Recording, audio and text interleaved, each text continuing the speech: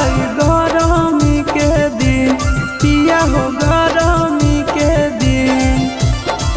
कट गेल जाड़ा चढ़ल गरमी के दिन पिया हो गरमी के दिन सीना से चुबे पसेना बेला हो कालो नहीं जाए हाय रे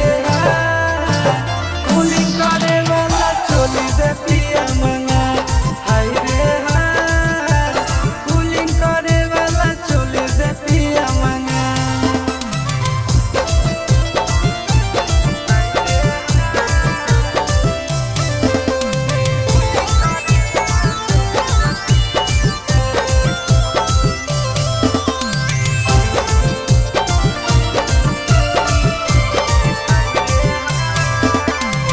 भीज जाए साया साड़ी भीजो है बदन पिया करहूँ फिकर तनियो तोरे हक धन पिया भीज जाए साया साड़ी भीजो है बदन पिया करहूँ फिकर तनियो तोरे हक धन पिया भीतर वाला बात देवरा से कहलो नहीं जाए हाय रे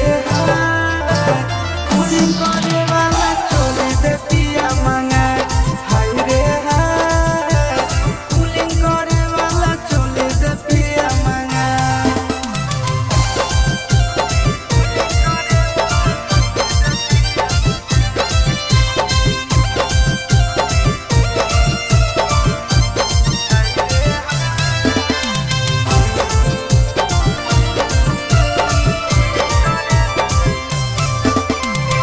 नहीं हो घर में पंखा कूलर नहीं हो पिया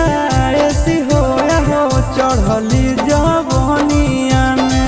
गर्मी लागे बेसी हो नहीं हो घर में पंखा कूलर नहीं हो पिया ऐसी हो चढ़ली जवनिया में गर्मी लागे बेसी हो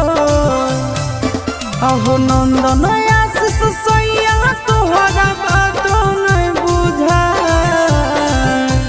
हाय रे कूलिंग करे वाला चोली दे पिया मंगा हाय रे